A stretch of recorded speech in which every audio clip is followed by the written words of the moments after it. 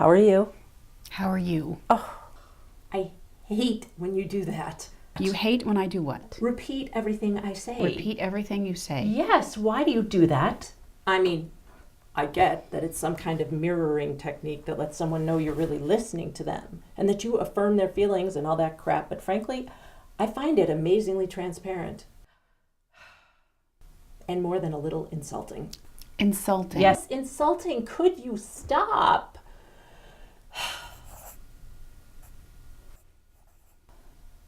Why don't you ask me how my week was? How was your week?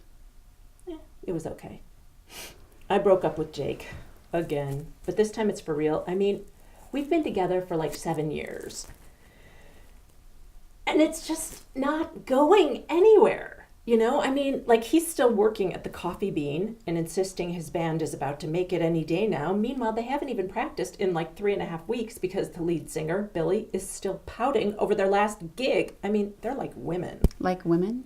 You know, petty, catty, ridiculous. I mean, I want to get married someday. Maybe even start a family if it isn't too late. Oh! I got that Desinex spot. Remember the one I told you about? I'm the swimmer with athlete's foot. Soothing. But I'm like totally freaked out about being in a swimsuit. I mean, I am so fat. Do you think I can lose 10 pounds in a week? My trainer, who incidentally hit on me again, is hooking me up with this woman who does nutrition and metabolic coaching. Yeah, she asks you all these questions and then tells you which glands or hormones in your body are overactive or underactive or something like that. Anyway, it was only $975. They're having a special, and I thought, what the hell? I'm worth it. Hey, are you listening? You seem a little distracted. Is everything all right with you? You know, it's a funny connection, ours. I mean, you're like my closest confidant, and I don't know anything about you. Don't you think that's odd? Like, you could be in the midst of some horrible trauma, and I'd never even know it. You'd just sit there and look at me, and I'd never know that maybe your husband left you this morning, or your dog died, or any number of crises could have occurred. Do you have a you? You know, like a paid best friend. I mean, that's kind of what you are, isn't it? A paid best friend. With a vested interest in seeing me get better, get well, get happy. If that is your true intent. You know, I've been thinking a lot about it. And this whole model is really screwy. Because if you do your job right, I should get better and cease to need seeing you, right? Well, does that make fiscal sense to you? I mean, your incentive to have me, overcome my issues can't really be that great now, can it? So maybe you're just sitting there biding time. Maybe you already have the answers for me, but you're stretching out my treatment so you can buy a new car or renovate your kitchen. Or maybe you're actually steering me away from the answers I'm seeking. Is that your plan? My plan? Don't answer that. I'm just, oh God, I'm feeling so skeptical these days. Like I don't know who to trust. Who to trust? It's like everyone is so out for themselves. My friend Margaret says that no one ever does anything for altruistic reasons. She says the people who do alleged altruistic deeds are really only doing them to make themselves feel better and to inflate their obviously deflated egos. Altruism is merely an expression of selfishness turned inside out. Ooh, is this new? I don't remember seeing it. It's interesting. Oh, I like how the light shines through it. Depending on how it's situated, you can see different colors from different angles. I feel sort of like a prism sometimes. Especially as an actor, it's like I just allow the light to shine through me. Sometimes it comes out in shades of vermilion or chartreuse. Other times it shows in deep purples and ambers. And sometimes rainbow colored. I like rainbows the best. Rainbows are like surprises you didn't have to pay for. Like real rainbows after a storm. They're like these magnificent gifts for no reason. Unless you believe in that whole God promise thing. You know, God promised Jonah or Noah. Who was the guy with the flood?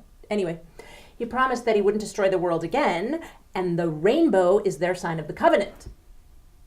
But it was really sneaky of God, if you ask me, because I'm pretty sure that the actual promise was that he wouldn't destroy the world again by flood.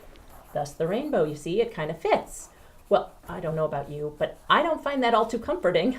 I mean, great that we're not all going under in the next tsunami, but there are a host of other destructive forces God hasn't said anything about. So while I'm celebrating being alive with my oh-so-lovely rainbow, I could get swallowed up by the earth in a seismic disaster, blown to smithereens in a nuclear shelling. It's all so unsettling, don't you think? What are you writing? I always want to know that. I mean, like, are you taking notes to help you remember the menial details of my life? Or are you jotting down possible mental diagnoses?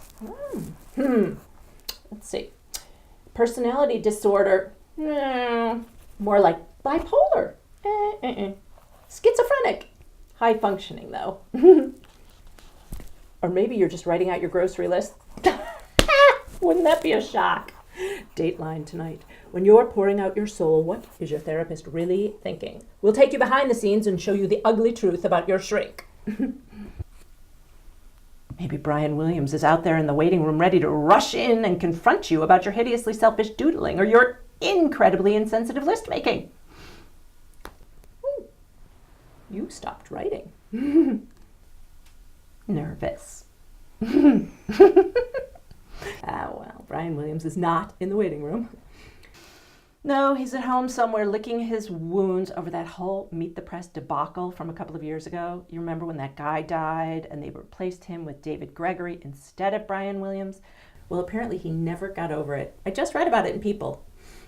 Can't say that I watched that show much, Meet the Press. Kind of boring. All that political banter. It's really not my bag. You probably get into it, though. It's very esoteric and intellectual. I bet you and hubby discuss the dismal state of the union every Sunday morning over the Wall Street Journal and a couple of freshly brewed decaf espressos.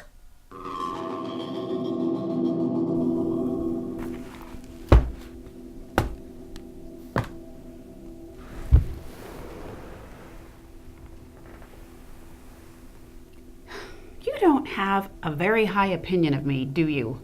You don't even like me much, it seems. I mean, first, I merely mimic your every thought back to you. I don't manage to contribute even an iota of independent cognition. Second, I'm a charlatan, methodically treating you for some easily curable syndrome just to fill my coffers with gold. I'm so self-absorbed, I take notes about errands I need to run instead of listening to you. I'm an intellectual snob who watches paltry political programming, all the while grousing about my independent stock losses.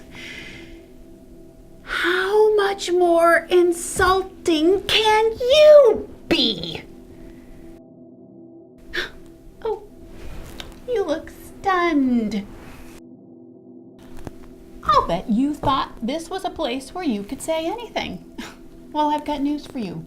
There isn't a place where you can say anything. Case in point, try yelling, "Hijack!" on an airplane or "Fire!" in a crowded movie theater. You won't get a very warm reception.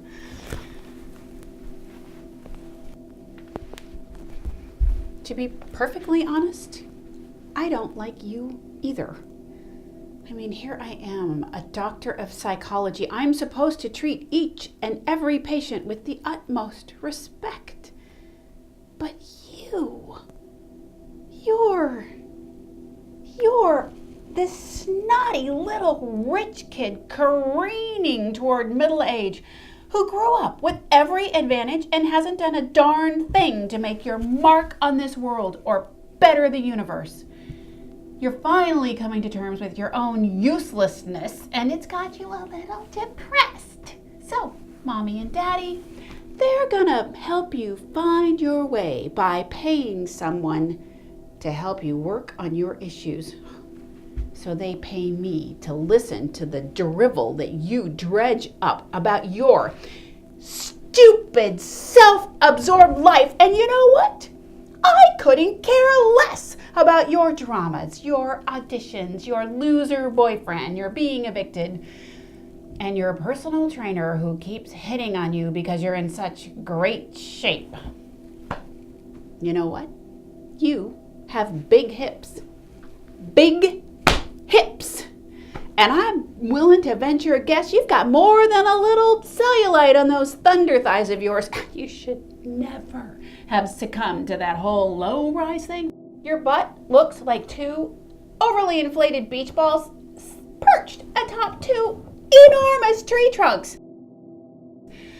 So, as far as you looking fat in a swimsuit, yes! You look fat in a swimsuit from every angle!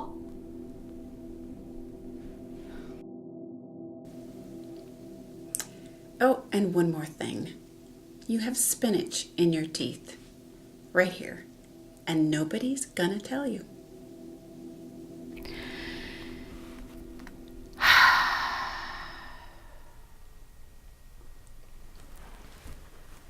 Well, I think that's about all the time we have for today.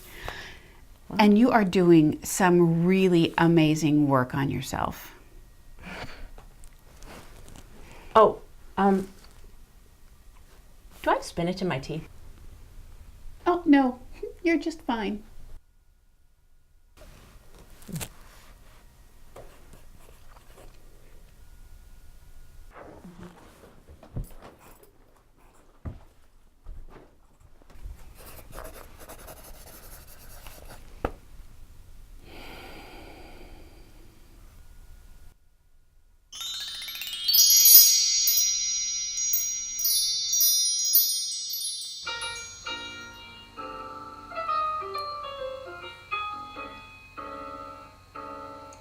My analyst told me that I was right out of my head, the way she described it. She said I'd be better dead than live. I didn't listen to her jive. I knew all along that she was all wrong, and I knew that she thought I was crazy, but I'm not. Oh no. My analyst told me that I was right out of my head. She said I'd need treatment, but I'm not that easily led. She said I was the type that was most inclined, when out of her sight, to be out of my mind. And she thought I was nuts. No more ifs or ands or buts. My analyst told me that I was right out of my head, but I said, dear doctor, I think that it's you instead, because I've got a thing that's unique and new. It proves that I'll have the last laugh on you, 'cause instead of one head, I got two. And you know, two heads are better than one. We might as well. Okay, sorry. That's okay. Let me do it again.